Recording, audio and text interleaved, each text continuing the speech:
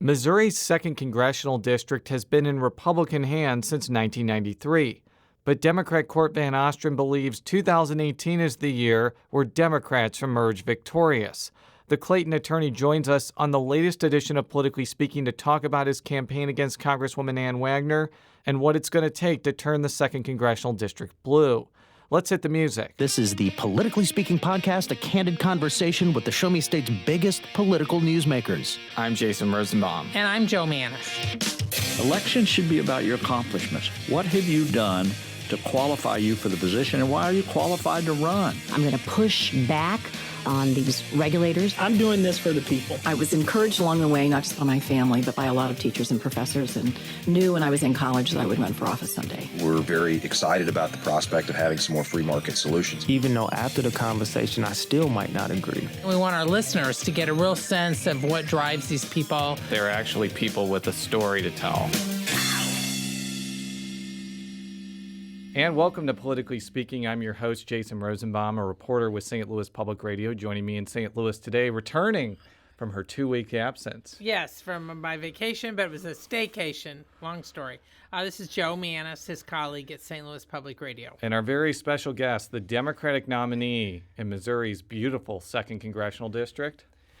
This is Cort VanOstran, longtime listener, first-time caller. I'm very happy to be on the show. I always wonder, Jason, if I'm a nominee. We've gone back and forth about that. There's no real nomination process. But in any case, I am very Democratic happy to candidate. The Democratic challenger in the 2nd Well, District. He's the nominee because the voters nominated you. The voters made a decision. Yeah.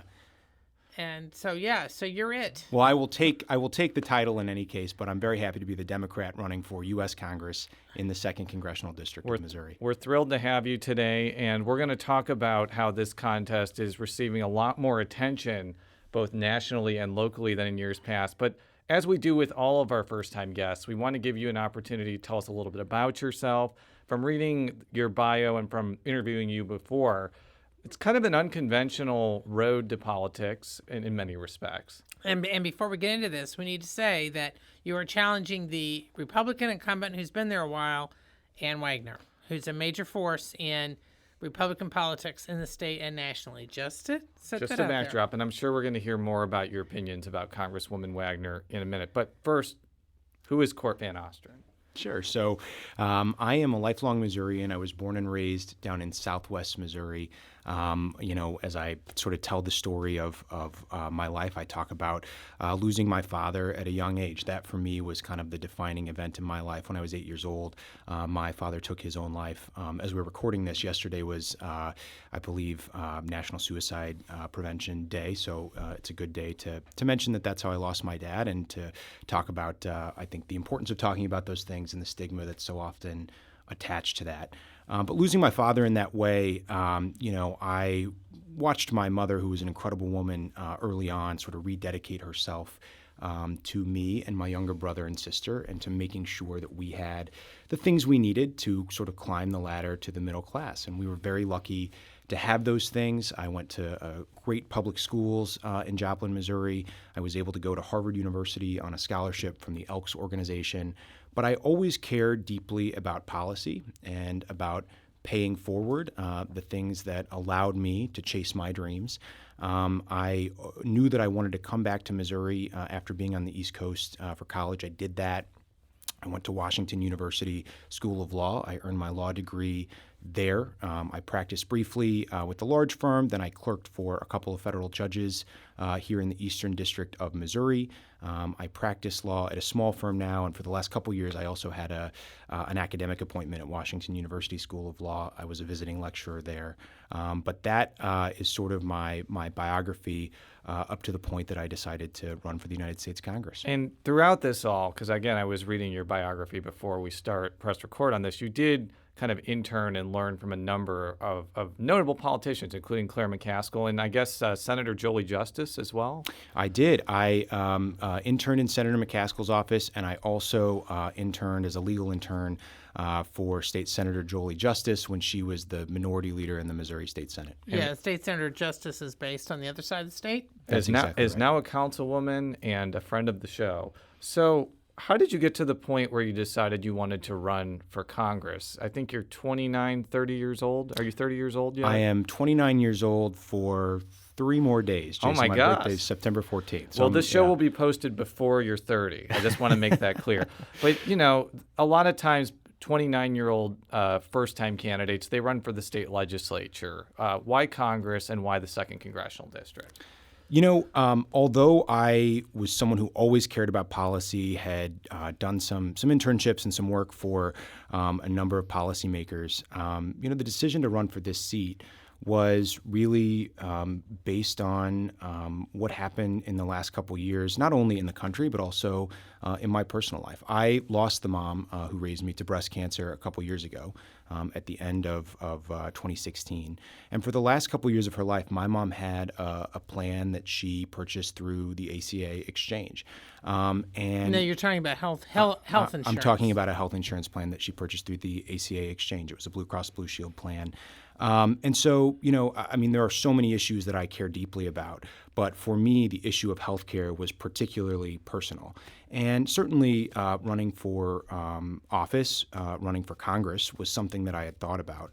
But about a year ago, a little more than a year ago, when I watched Ann Wagner vote with other Republicans in Congress to cut 23 million people like my mom off of their health care coverage, that vote felt very personal. It felt like a vote against my family, and it felt like a vote against my mom. And so that was really the moment that cemented my decision to run for the United States Congress. I think we are at a time in this country where there's so much division, so much partisanship, and we need leadership. And I think it's time for a new generation of people to stand up and to offer a better path forward.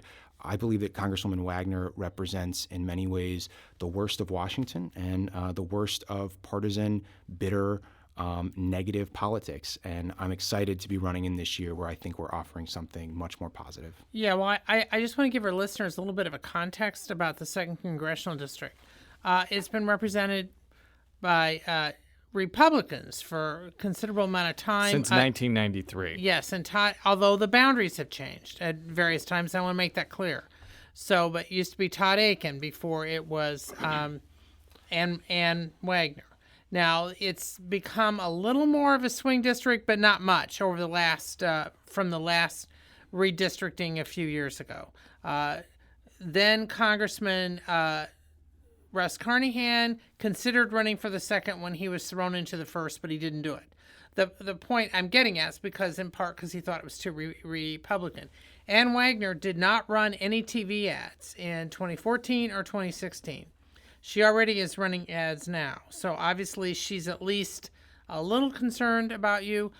As a rule, most of the Democratic contenders in the 2nd have been, not most of them, not all of them, but many of them have not been well known or have not gotten national funding. You are in a different class. You are getting some national support. You have attracted some national attention, as have, one or two of the other contenders in the primary, which is now over. My point being is that the 2nd District, it's being treated a bit different now. And as a result, I think Wagner, who is a smart woman, is treating this contest different too. So how do you see it? How do you see your chances? And what do you see as the top? You mentioned healthcare. Is that your top issue, or are there other things as well? Well, healthcare is absolutely my top issue. But, and look, it's my top issue, Joe, because I think it either directly affects or, everyone in our district or affects someone that they know or love. People either don't have access to good health care, or they are worried that their plans could be changed or stripped from them, or they could no longer be able to access it because of pre-existing conditions. So this is something that is top on the mind of voters in the 2nd Congressional District. It's top on the mind of people who come to my town halls, whom I hear from every day when I'm out talking to people in the district. And it's an issue that our Congresswoman has offered no path forward on. But certainly there are a number of things that I care deeply about, and I'm excited to delve into those as we continue the conversation.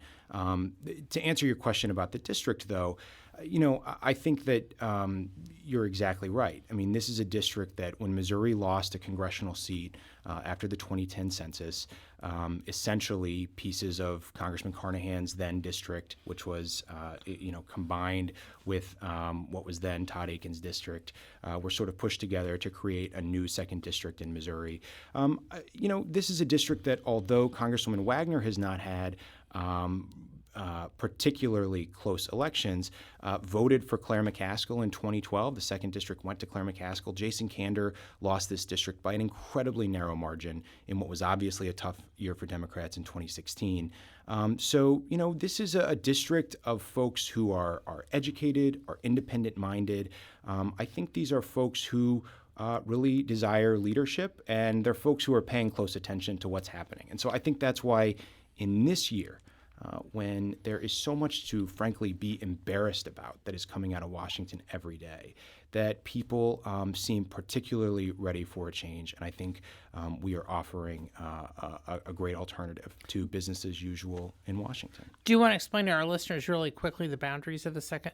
Absolutely, yeah. It's kind of an important point. Yeah, yes. Absolutely. So the district is, more or less the way I think of it, is all of South and West County. Hanley Road, for the most part, is the eastern boundary of the district.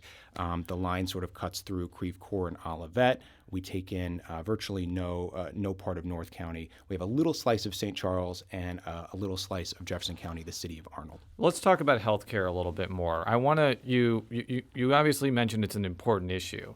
It's an important issue for a lot of Democrats. It's an important issue for everyone. But I think that if we talk to Congresswoman Wagner about the Affordable Care Act, she'll point to a number of deficiencies that have come to bear, including the fact that premiums have gone up.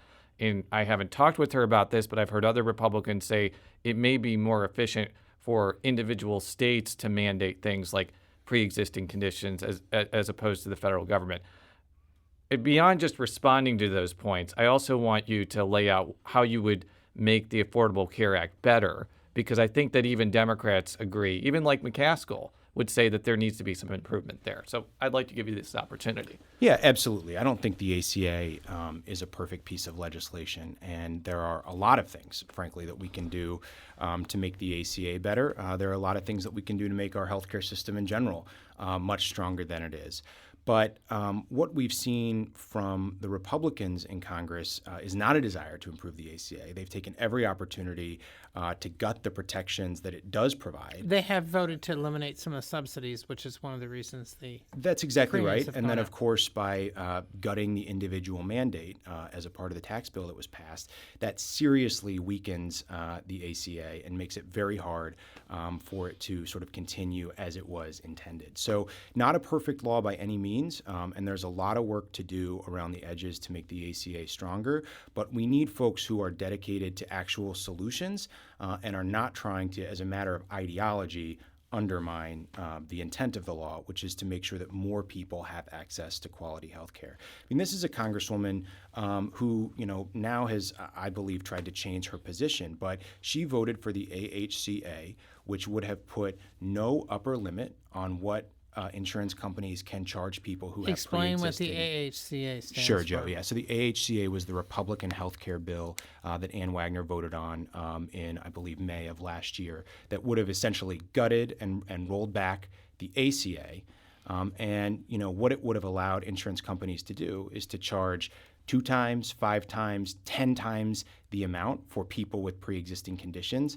Obviously, it would have had the effect of taking away the ability of people with pre-existing conditions to access coverage.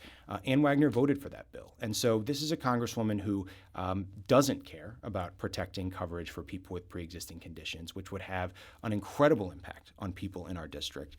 That has to be the driving value of reforms to our healthcare system. We have to make sure that people can continue to access care even if they have pre-existing conditions. Now, how tightly are you campaigning, let's say, with McCaskill or other Democrats in the state? I mean, because the second district is seen in some ways as, aside from the issues, there also is the political component. I mean, if voter turnout is driven up on both sides, it could have an impact statewide in other races. Well, look, I am, very happy to be running on a ticket with Senator McCaskill. I got my start in politics knocking on doors for the senator's first race for the Senate back in 2006. We are part of the Missouri Coordinated Campaign, so certainly there are some joint efforts between my campaign and Senator McCaskill's. And we want to run an incredibly robust campaign in the second, and we hope that is helpful to people up and down the ballot. Going back to healthcare for a minute, I know that there was some back and forth in the primary about your opinion about Medicare for all, which is kind of the catch-all for having. Joe, can you kind of explain what that is? Basically what it would do. I mean, Medicare is for people 65 and over. I'm on it. But Medicare for all would basically allow anybody to buy into it. I mean, I'm simplifying it, and there's various aspects of it, but that's the bottom line. It's been a big issue in your party, and there's been some people that like it and some people that don't. I'd be interested to hear your opinion on this, because it's very possible the Democrats could take over control of both houses, and this becomes less philosophical and more of an actual plan. So what's your take on that? I think that having a Medicare system that anyone is able to buy into is a good goal. Most people are very happy with Medicare. I think it's probably the most efficient, effective health insurance company, so to speak, in the country. So I think it's a good goal. I think it's very unlikely that we will get there while there is a Republican president in the White House, regardless of who's in control of Congress. So it's a good goal, but I am committed to doing things in the shorter term that will shore up people's access to coverage, things like incentivizing states like Missouri to expand their Medicaid programs. We're one of the last states that hasn't expanded Medicaid, and because of that, we are sending tax dollars to other states, our tax dollars to other states every single day. So I think there are other fixes that are more politically attainable in the short term. I think Medicare for all is a good goal in the long term. Now, I know that you have made a pledge as far as no corporate money, correct? That's right, no corporate PAC money. Okay, so how do you get enough to run a campaign against Wagner, who has a very fat war chest, and it is known as a legendary money raiser, in order to get your message out? Well, I think it's really important to talk about why I made that decision not to take corporate PAC contributions. One of the real criticisms, frankly, that I have of Congresswoman Wagner is her failure to show up for people in this district. This is a congresswoman who has been in Washington for 6 years, has never held a public town hall in the district that's open to her constituents. Senator McCaskill held 50 last year alone. Ann Wagner has never held a single public town hall. She is not accessible. She doesn't keep a public schedule. She's not available to her constituents. I think that as a result of that, she's not hearing what I am when I'm out talking to voters every single day. Instead, she has lended her ear to the folks that are underwriting her campaign, and to a really remarkable degree. That is corporate special interests, lobbyists. This is a congresswoman who takes less than 1% of her contributions from small grassroots donors. So I have made the decision not to take corporate PAC money because I want to be a representative that is showing up and representing real people here in the 2nd District of Missouri. I think that is what public service is all about. And so you're exactly right, Joe. It does make it harder to fund a campaign that has the ability to take on a congresswoman who started this race with millions of dollars in the bank.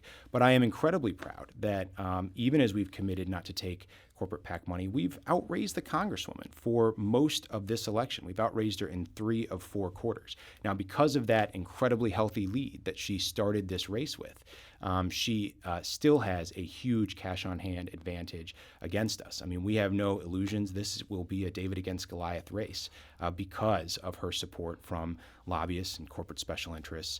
But I think it is so important to be able to make sure that people in this district feel like they have a voice, to be committed to representing those people, and to earn support for the most part from small donors, grassroots donors, from real people in the district instead of corporate special interests. Veering this back into kind of an issue that's been what we talked with Brendan Kelly about, I think even candidates like yourself that say, I'm not going to take corporate PAC money, are often at the mercy of major third-party party groups like the DCCC, which take a lot of PAC money. It's kind of the conventional wisdom that if a group like the DCCC doesn't spend money on behalf of a candidate, then they're at a major disadvantage.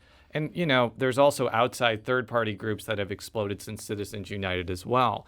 So beyond just navigating that tricky needle, I would like you to get your sense of how do you change this system? Because I talked with a Benjamin Lippman today, who's of Lewis Rice, who I think you know pretty well, and he pretty much said that restricting the action of PACs is extremely difficult without running afoul of the First Amendment, especially with the conservative judiciary. So I know that's kind of a jumbled observation/question, but I know it's an important issue for you. So I want you to kind of elaborate on how do you change this reality? Yeah, I mean, it's an extremely important issue. I think, we can't have this conversation without talking about the Citizens United decision of a few years ago, which I believe was one of the most activist, most problematic Supreme Court decisions in modern history.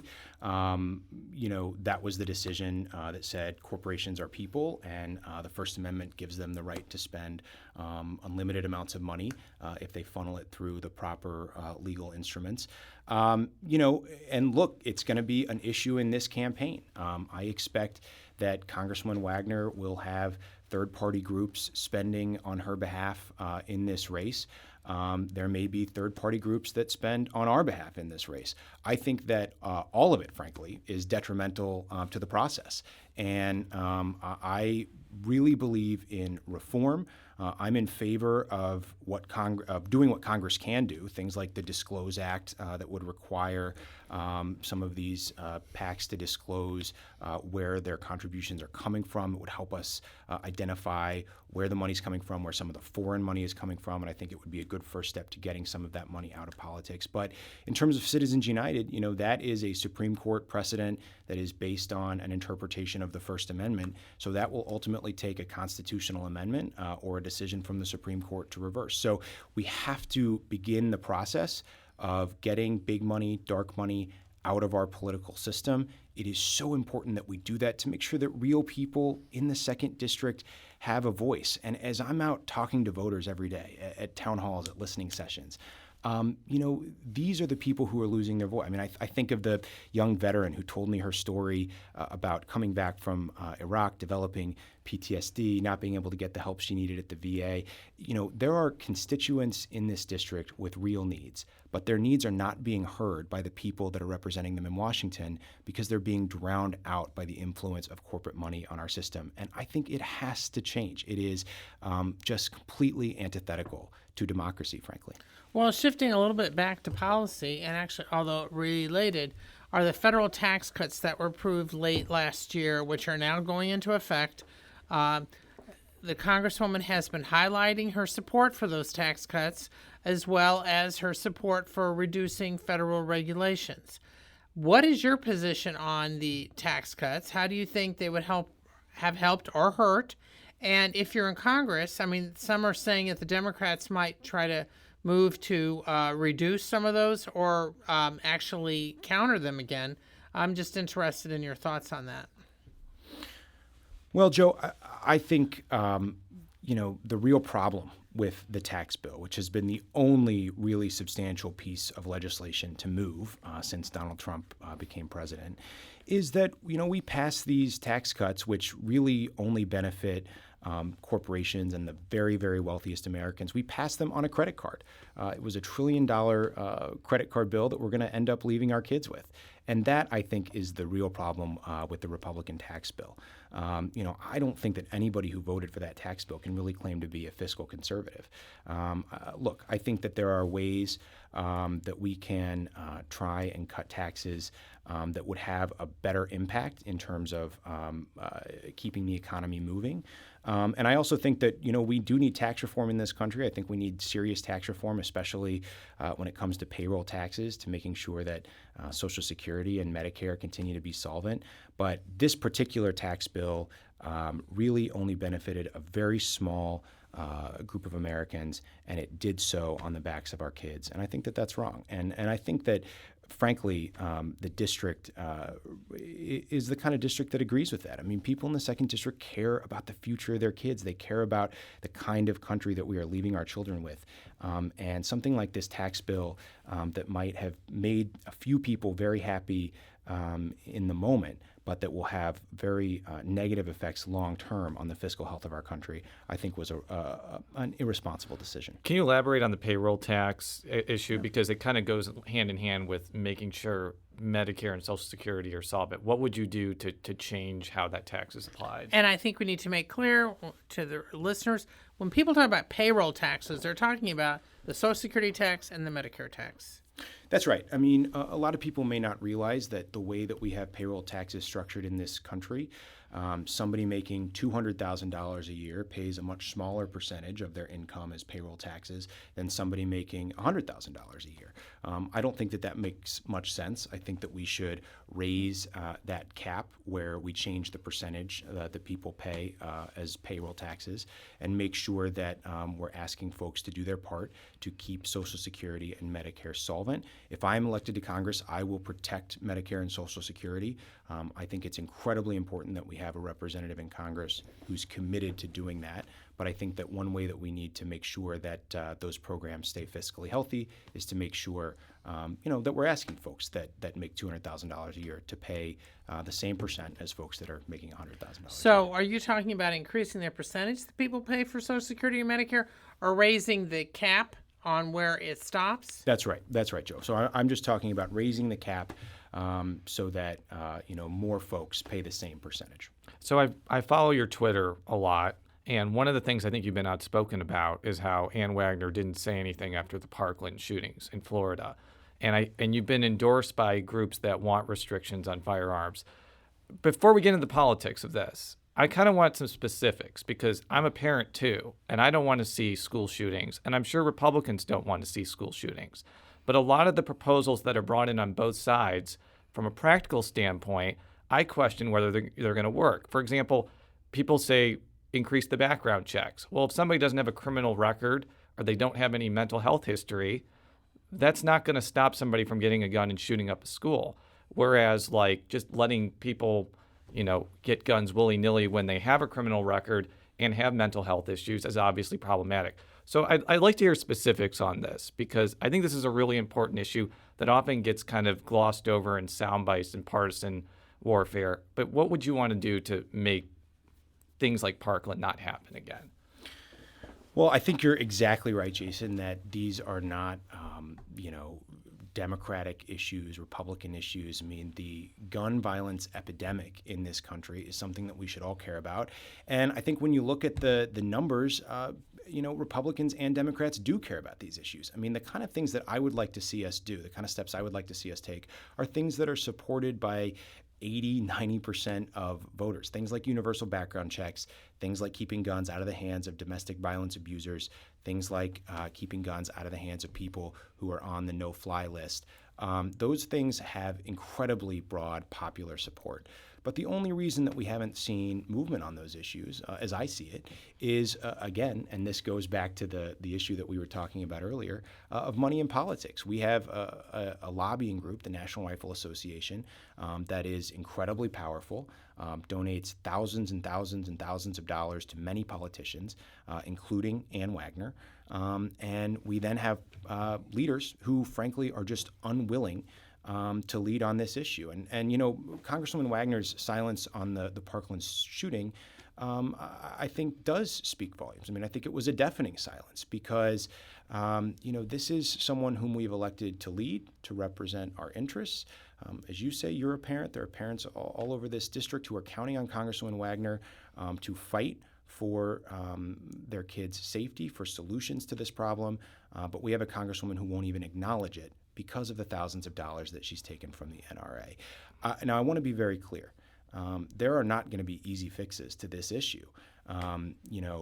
You said, you mentioned some of the groups who support I've Earned. I assume you are referring maybe to Moms Demand Action. Yes, exactly. That's a group. I don't think that the folks at Moms would describe themselves as people who, want firearms restrictions per se. I think they are a group of concerned citizens who believe that there can be reasonable restrictions, limitations on access to weapons while still respecting the Second Amendment. And as somebody who grew up in Southwest Missouri, somebody who has many family members, who own guns, and certainly had many friends growing up who owned guns, I mean, I just don't think that there's any friction at all between a Second Amendment and some reasonable restrictions on gun ownership. But here's the reality. When you go to places like St. Charles and Jefferson County, there are people that belong to the NRA or have heard this messaging for years, and they don't want any gun restrictions at all. And they may hear what you said just now and think, I don't agree with him at all on this. What message are you conveying to those voters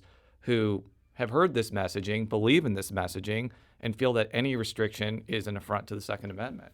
Well, Jason, I just think, it is a very, very small number of people who really believe that any kind of restriction whatsoever would be an affront to the Second Amendment. I think that there is a lot of room to protect the rights of gun owners in this country, but also to keep our kids safer. And so those are the kind of policies that I'm going to pursue.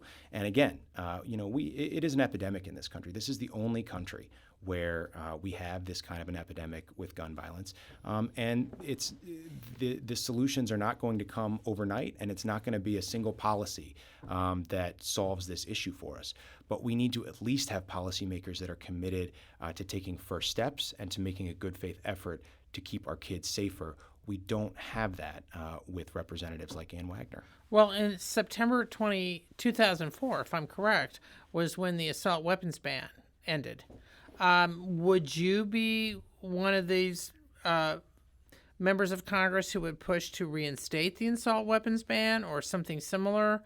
I mean, because some of the critics and groups, like some of the ones who have supported you, have contended that the elimination of the assault weapons ban is a key reason why we've had these mass shootings. What are your thoughts? One problem that I have when people talk about an assault weapons ban is that it's not completely clear what that term even means. I was just going to say that's a big source of controversy, but continue. Yeah, so I think we just have to be a little careful and specific about what we're talking about. But look, I have mentioned the things that I favor doing as soon as possible, the things that most Americans agree on. Such as universal background checks, taking people who are on the no-fly list, making sure that people who are on the no-fly list are not able to purchase firearms without some restrictions or some checks, and keeping guns out of the hands of folks convicted of domestic violence abuse.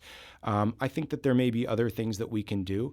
I think we should take a look at for example, limiting magazine capacity size. Yeah, that's what I was going to ask you. I think when you look at especially some of these mass shooting events, I believe that lives could be saved by limiting magazine capacity size. So there are other things that I think we can do. I think we could take a look at putting limitations on certain types of weapons that are really weapons of war. But I think we have to be very specific about how we do that. And to me, a term like assault weapons, because it doesn't have a defined meaning, I would hesitate to say that I support something that doesn't have a defined meaning. I want to talk about the issue that may be the difference between winning and losing, and that's President Donald Trump. It is no surprise that there's a lot of enthusiasm in the 2nd District for your campaign, especially in places like Kirkwood, Webster Grove, South County, and maybe Maryland Heights, traditional Democratic areas, because of the president's actions. I think, and temperament and leadership style. I think that the challenge that you had that Joe laid out is there could be people in the 2nd Congressional District that like what the president's doing. You probably have encountered those people. Some may even be Democrats. Yeah, West County. So I want to get your sense on what you think the president has done that is good, that's bad, and how you would exert yourself as a congressman to provide a check and a balance against the executive. Because, again, Brendan Kelly talked about that on his show. I think that's going to be the defining issue of this campaign for a lot of people. So that's my question. Well, and Joe and Jason, I think I've said this to you before. I think this is a president who campaigned in Missouri as something very different than what we're seeing right now in the White House. I mean, this was a president who sold himself to Missourians as a populist, somebody who cared about working people. And I think instead we've seen an administration, president that has prioritized making sure that incredibly wealthy people continue to do well, but has just suffered, I think, sort of scandal after scandal, and people are embarrassed. And we desperately need, in my view, a return to decency and stability in politics, a return to process and to a sense of normalcy. What's been the impact of his tariffs in the 2nd District as you've traveled, or is it having much of an impact? Great question. Well, I think that especially on the edges of the district, that there's an impact certainly on Missouri. I think there's a big impact. Because I'm not sure how much manufacturing is in the 2nd Congressional District. I think there's actually quite a bit, especially once you get into St. Charles. Yeah, a lot of small and elsewhere. factories. But continue. I think the problem with the president's trade policy is the problem that has frankly been the hallmark of this administration in so many ways, that we have seen a president with no real plan, who seems to be making decisions off the cuff, who makes major policy announcements by tweet, and isn't operating the sort of professional administration that has a thought-out, logical strategy for how to advance the interests of Americans and of Missourians. And, I think that's true of his trade policy. I think that that's true of his foreign policy. So as a member of Congress, what I will do is to, as you said, Jason, be a real check and a balance on this president. That is a contrast with this Congresswoman. This is a Congresswoman who votes with the president 96, 97% of the time. And she was asked in a radio interview what grade she'd give him on his first year in office. She said an A+. I think that that's laughable. And I think most people in the district think that that's laughable. We deserve much better out of Washington. This was a president who said he was going to drain the swamp, and instead we see that Washington is worse than ever. So we need real accountability, and if the Republicans that control Congress now are not willing to be that check and balance, then I am going to Washington to try to provide that. Here's another fun question that Brendan Kelly has talked about a lot, and that's the future leader of your party. I think if you end up winning your race, I think it's a sign that the Democrats have definitely taken over the House. I think the bar is not super high, but you will have to decide whether you're going to vote for Nancy Pelosi to be Speaker. Brendan Kelly has run ads saying, I will not vote for her. I'd be interested to see if you're going to take a similar tack to Mr. Kelly if both of you win. Well, what I will say is that, I am very proud to be a millennial running for Congress. And part of the reason that I'm running for Congress is because I think it is time to have new voices at the table and a new generation of leadership. And I think that includes the people who are leading the party. But let me just say that, we don't know who the candidates for Speaker would be. And I think I would be remiss to make any kind of commitment like that without knowing what the options will be. But I am running for Congress to give people in this district a voice in Washington, to push forward an agenda when it comes to health care, when it comes to helping people pay for their education, when it comes to issues that affect real people here in this district. And I will vote for whoever I think is in the best position to help deliver results for the people of the 2nd District to be Speaker of the House if I'm elected to Congress. A couple more questions before we let you go. I think that reproductive rights and abortion are going to become a very big issue, especially if Brett Kavanaugh gets confirmed. And I think that the Congress, our state legislatures get more, try to chip away at Roe versus Wade. I think I know your position on that, but I'd be interested to hear how you're going to tackle that issue in Congress, because I could see it becoming a lot more prominent, even if the Democrats take over the House. What's your opinion on abortion rights? Well, I understand that it's a very difficult issue for some folks. I happen to be a person of faith, and I understand that some folks have very strong feelings on the issue that might be rooted in their faith beliefs. For me, I simply don't believe that it is a government's right to dictate to a woman what she can or can't do with her body. And I don't believe that government should be getting in the way of women making their own health care decisions. So that's where I am on the issue. And, I think that you're right. We could be looking at a very different landscape based on what the makeup of the Supreme Court is on this issue. But I think that it is important that we have someone in Congress who will protect the rights of women, who will make sure that the rights of women are not stripped away. We have a congresswoman right now who some people may not know, but is really, in my view, fairly extreme on the issue.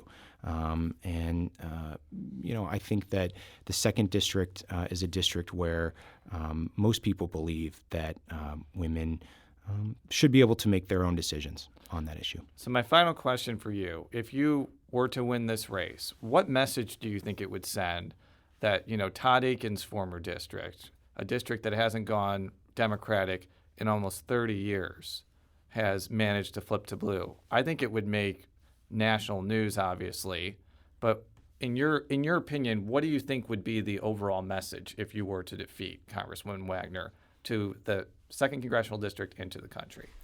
I think the message would be that people are tired of politics as usual. They are tired of politicians that are bought and sold by special interests, and they are ready for representatives who are willing to work hard, to show up, and to be true public servants by being present in their district. And I can't imagine a better message that could come out of November. That's very succinct, and we are out of time. But thank you so much for coming in today. Yeah, thank you. Thanks, Joe. Thanks, Jason. Pleasure to be here. For all of our stories, stlpublicradio.org. Follow me on Twitter at @Rosenbaum. Follow Joe on Twitter at Mannies. That's JMANNIES. And how could people find out more about you either on social media or any other parts of the World Wide Web? Sure. We're pretty easy to find on every platform. On Twitter, it's Cort VO, CORTVO. Facebook, Cort VanOstran for Congress. I'm told that we also have an Instagram account, so you can find us there too. Do you have a MySpace account? Not since 2007 or something like that, Jason. Nobody has a MySpace account. Until next time, so long.